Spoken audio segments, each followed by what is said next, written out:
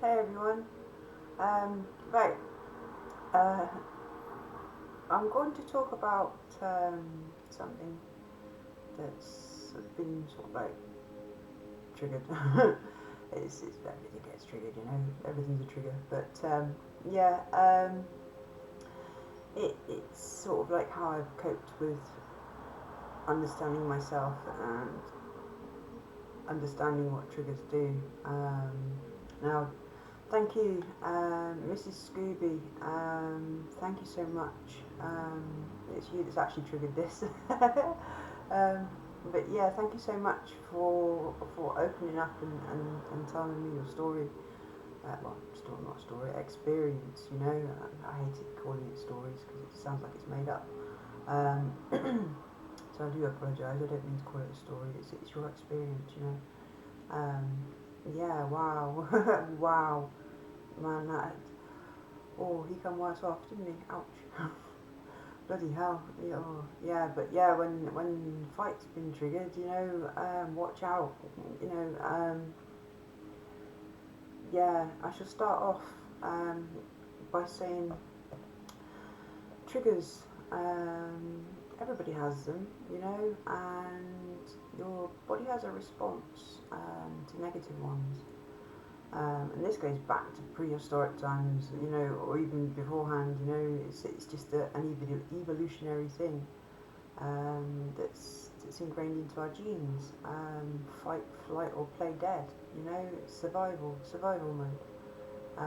You know, back in the day where you got dinosaurs chasing you or whatever, something bigger than you chasing you. You know, you either fight it, you either run for it, or you play dead and it passes you. You know, you know, you go and hide and whatever, you know. But yeah, we carry this on through today, basically, you know. But we don't have dinosaurs and big things trying to eat us anymore, you know. You know, the things that are attacking us now are people, are the people closest to us, complete strangers, you know. It's all around us, you know, but we still go into that fight, flight, or play dead mode. Now, I've done it a lot, a hell of a lot. Um, there's been times I've fought back. You know, the adrenaline pumps through your body, and you know you've been triggered to fight. Um, Now, the progression of things with me is the fight didn't work. Um, So you run, you know, you run as fast as you fucking can, you know, and you go and hide. And then the thing is as it progresses, if you can't run, you know, you're fucked. So what do you do then? You know, you play dead. You know, you go numb, you switch off, you disassociate, you hide, you know, you go limp, you pretend you're asleep, you know, you pretend you're not there. Um, just pretend that you're not there. Now sometimes that works, sometimes it doesn't, you know.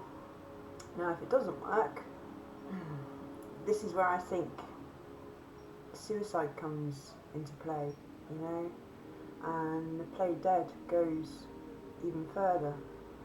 Um, your brain gets to a certain stage where it can't cope. It really can't cope. It's tried every single aspect. It's like, you know, when you hear of people having a sort of like a life-threatening experience, and the brain will go through all the life events. You know, you have a full life flashback. Now, what that is actually your brain trying to figure out a way of getting out of that dangerous situation. You know, fight, flight, or play dead, but you know, it goes through the fight. No, I can't fight. You know, I can't fight it. Oh, right, run away. No, I can't run away. Right, near death experience. What can I do? What can I do? What situation have I been through? Or have I seen someone else go through that I can actually put into play in this situation in my life right now that's going to save me? Um,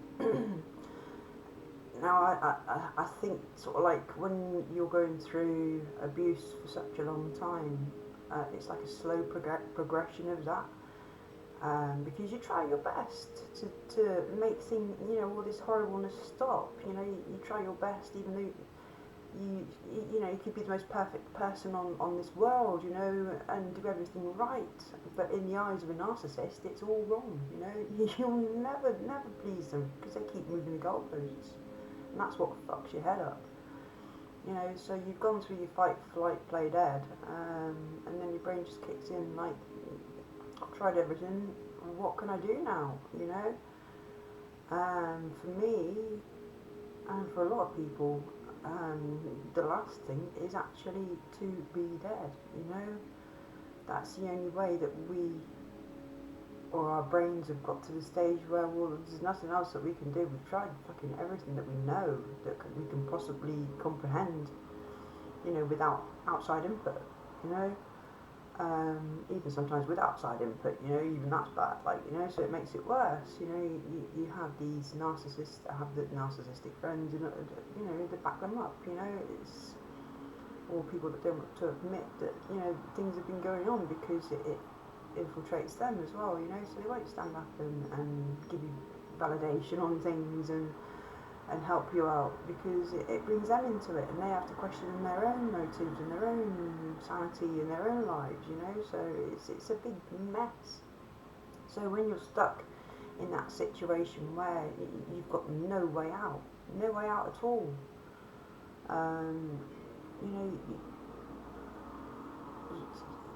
you just think that the best thing that you can do, because you don't think anybody cares, but your brain is telling you that. That's what the mental illness does. Depression, it kicks you. I don't know if this is part of the fight, flight, and play dead mode. If your brain gets to that stage where just to make you feel peaceful with passing on, because I don't know about anybody else, but when you've made that decision that you're going to take your life, you've got so much peace that comes over you all of a sudden. You might not want to do it, but you feel peaceful. You feel like you're in control for the first time. It's quite a weird, surreal type of feeling. Sorry, my mind's just gone into. I'm not going to talk about that. So, right. Okay, what was I talking about? It's a very surreal. That's the last thing I'm talking about. Surreal feeling. What was I talking about before then? You have to excuse me. My brain goes like this.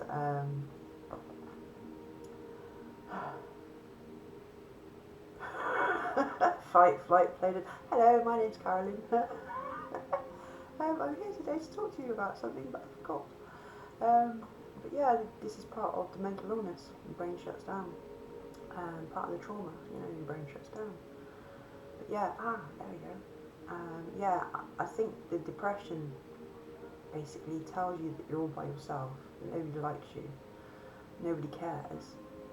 Just so it's like the next stage of going into self-harm and suicidal tendencies, suicidal thoughts, and then the act in the end, because it's, I've done it with a drunk head and I've done it with a sound head, and they are completely different ways of trying to commit suicide, I've done it where, I've been completely sober, and it's been a completely different experience. I have felt the calmness, but then I've tried to commit suicide while I've been drinking, and that's a completely different cat, and I don't like her at all. She flips out completely, loses the plot, and will fight, and she goes out kicking and screaming, and then that's a scary place to be. I mean, I can fight normally, but I have to be in so much danger, life-threatening, like you, Mrs. Scooby, like you said, about being physically attacked, then yeah, I reckon I could stand my ground and I'd do exactly what you did, protecting my child and things like that. I've always thought that I'd flip out completely, and that would be the only time I'd do murder is for my own protection or the protection of my child. Other than that, no. But I wouldn't say boo to a goose. I shy away from violence and things like that. It's a trigger for me, and it's even anger. Somebody raising their voice is a trigger for me, as it is for many people.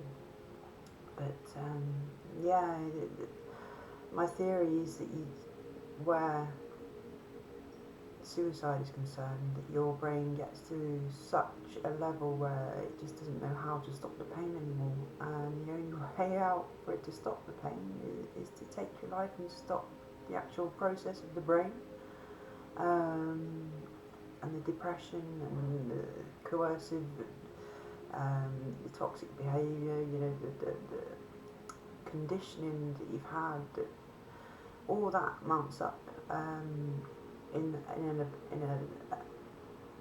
a traumatised brain over years and years, and it only takes that one trigger to set it all off.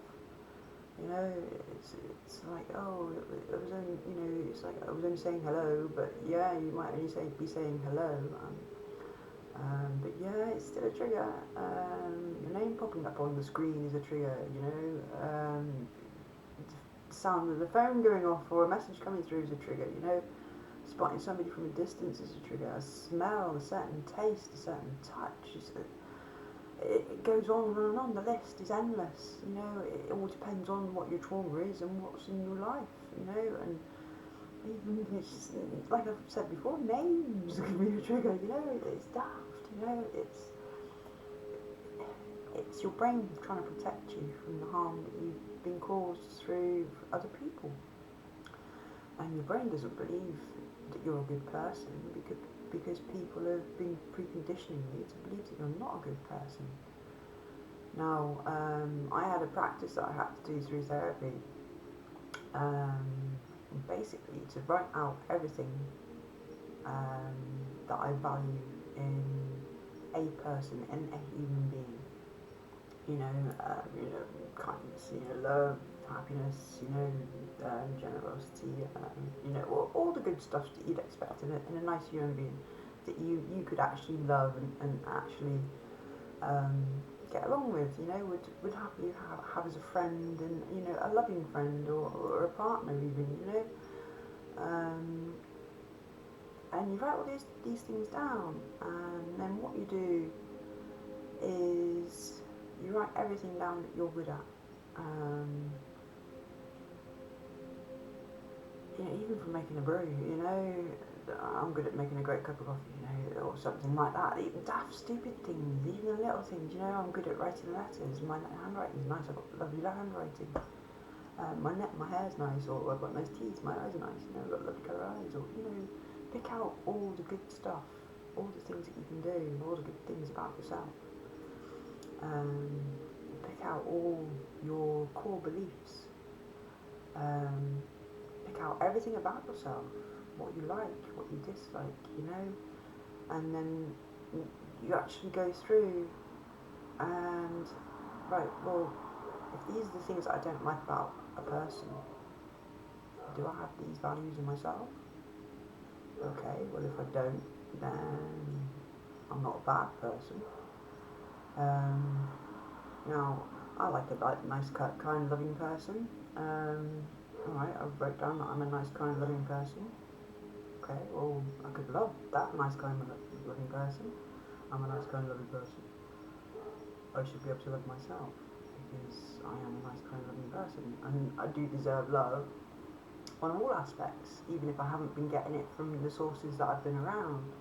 But to be honest, that wasn't love. When you're in a toxic partnership or relationship, toxic family, it's not love.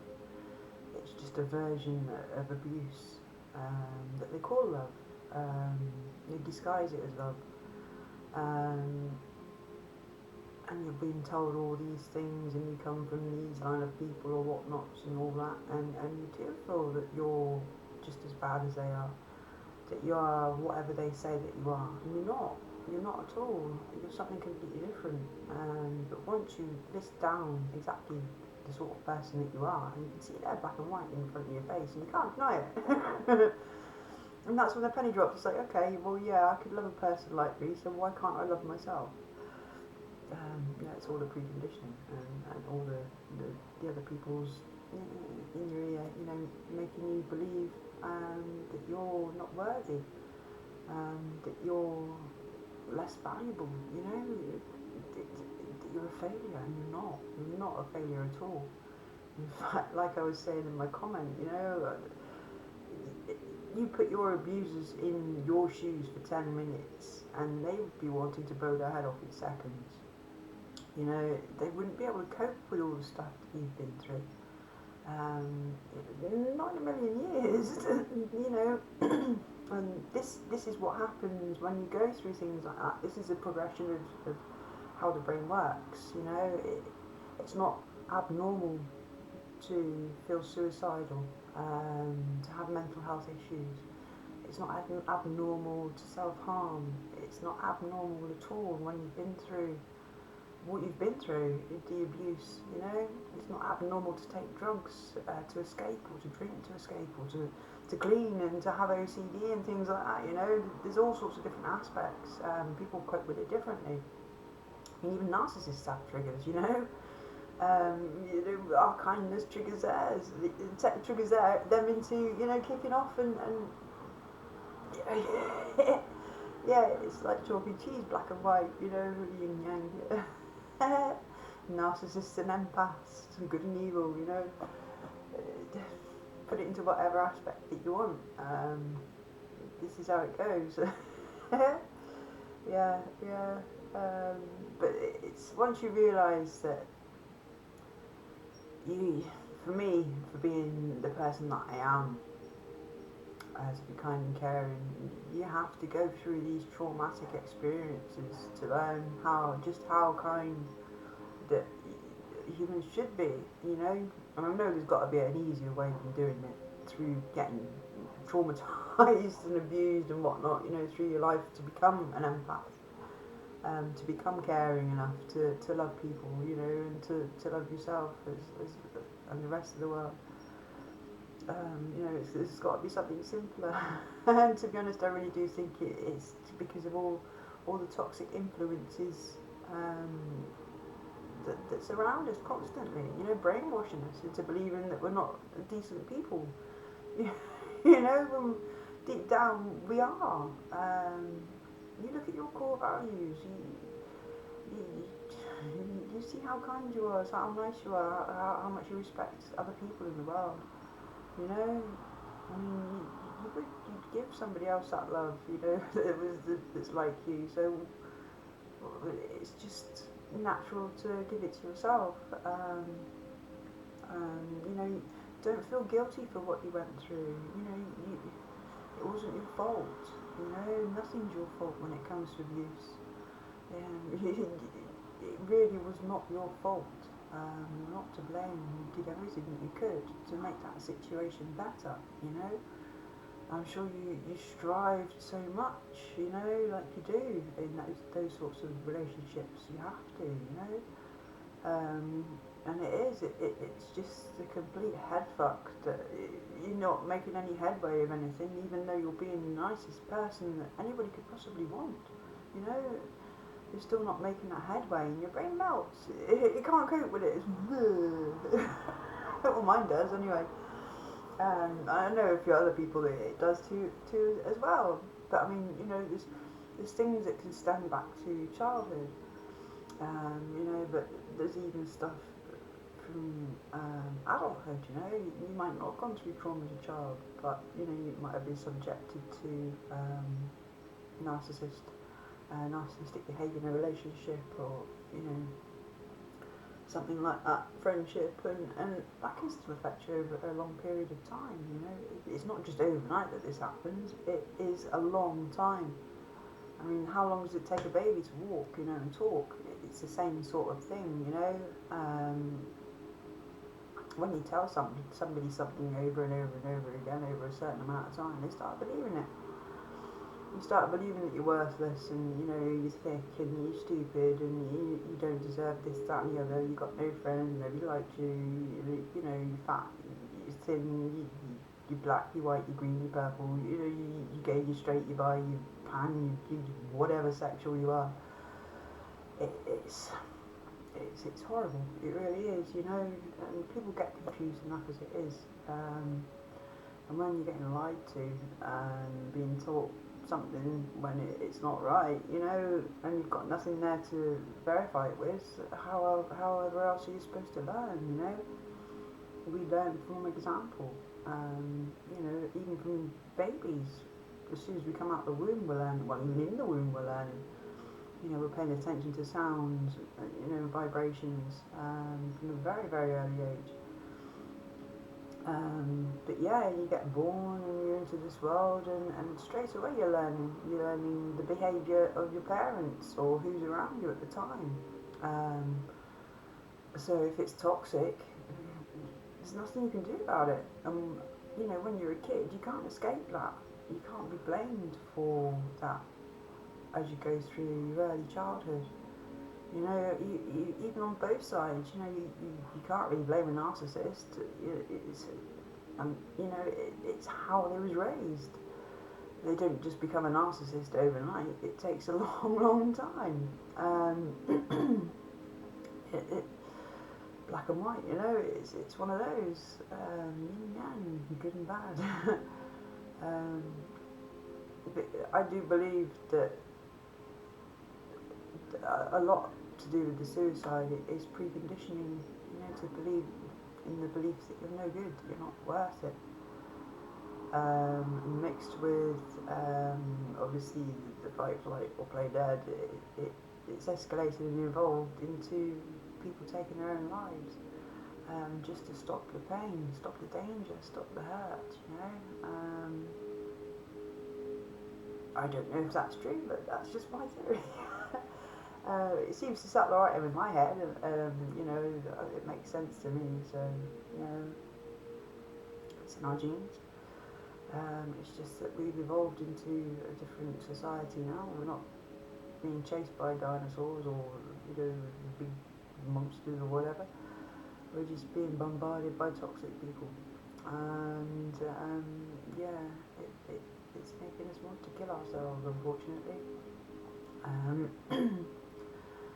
There's many people, you know, that I realise now. Now I've experienced it myself. You know, you hear people committing suicide, and you're nutter or whatever. But no, it takes a very, very, very brave and strong person to actually want to take their own life. To actually go through that all the way to that point, because it's a big build-up. You know, it's not, like I say, just overnight. And there will be signs. Like I say, me in particular, I'm sure I've said this in a video before. And if I'm online, I'll post Pink Floyd, Goodbye Free World, or The Doors, and This Is the End. That was another one years ago. That one, but yeah, there is signs. We do. It can be a cry out for help, a big cry out for help, but a lot of people, they do it in silence. They hide it behind closed doors and they won't tell anybody, and it's a shame because they don't think they can tell anyone, and all they need to do is reach out.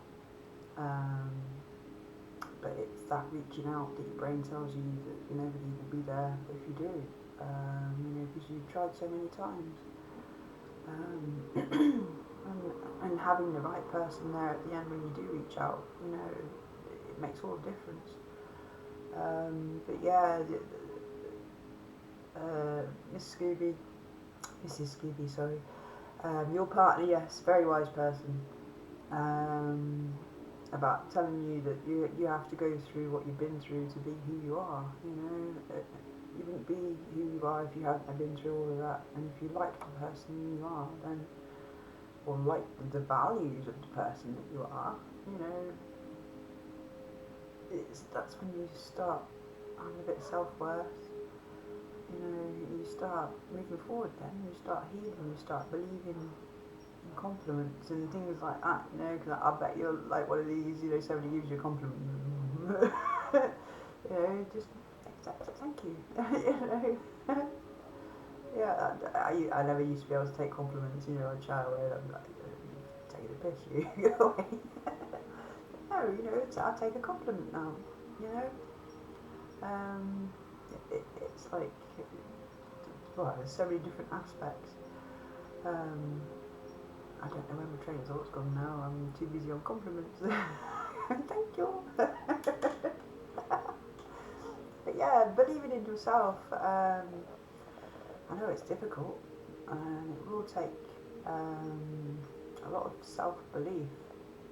Um, but yeah, once you do start thinking, alright, yeah, I'm not such a bad person, you know, and I was quite valid to react like this, and anybody else would act like this in my situation, you know, when you see that it's normal, you're not a freak, you're not anything different to anybody that's been through the same as you start accepting that you're not the only one, and you start accepting that you're a kind of person,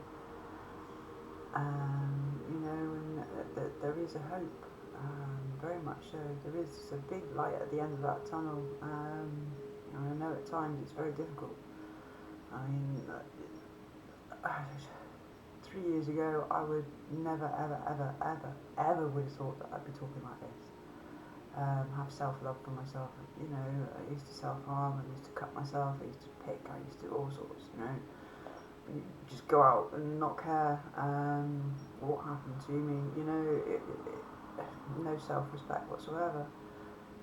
It got me into a lot of trouble, and there's a lot of narcissists that do pick on people like that. They will purposefully hunt for people like that, because they know, you know, it's like, oh, you've got daddy issues and things like that, you know. Yeah, I had issues, big fucking issues, and they certainly didn't help. I had to get away from them all. But yeah, once you do, and once you start realising the sort of person that you are, and how strong you've been to survive all of that head batter, all of that physical batter, all of that brainwashing, which can all be undone. Well, maybe not all of it, but a majority of it so far for me definitely has been undone. Yeah, I never thought I'd be in this position. But yeah, your brain can change, very much so. Like I said earlier, you know, how long does it take for a child to walk or talk? It's the same for unlearning all this conditioned crap that they've been teaching you, and relearning who you really are as a person. You know, you can sit there and look at yourself in the mirror and, you know, do all these affirmations, oh, I am a good person. And now I did that and it did work. And now a lot of people will say it's bollocks, but positive thinking, I'm a great believer in that. If you think negatively about anything, a situation, even yourself, you're going to start building that negative life. You start being positive about who you are and the people around you. You know, obviously the good people, supportive people.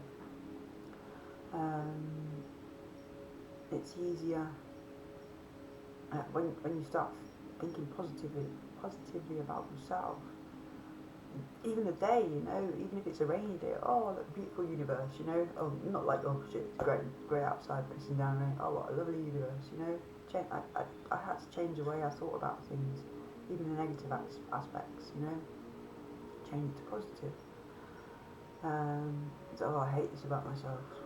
Well, I accept that I can't change this about myself, and that's not too bad, you know, I'm a good person, I have flaws. You know, it's however you fit it into your own life, your own way of speaking, you know. It's just being positive about yourself, and about your environment and everything. And it really, it did wonders for me, along with a lot of other things, obviously. There's the sound therapy, the happiness, you know, when I've been triggered, some happy music or some calming music or something to take my mind off it, um, stop the stress hormones being released in your head, and trigger the happy hormones. That's an instant um, trigger suppressor, I'd say. But I hope that I've helped. I know I've waffled on a bit now. It's half an hour on the timer there. I shall stop this now and I shall post it. Like I say, if you have any other questions and if this helped, just let me know. It'd be nice to know if it might sort of like help. I don't know how else to put it. Right, okay, I'm going to say goodbye now. I've waffled on enough. So, Mrs. Scooby, wonderful, wonderful, beautiful, beautiful human being. You take care, love you lots. Bye.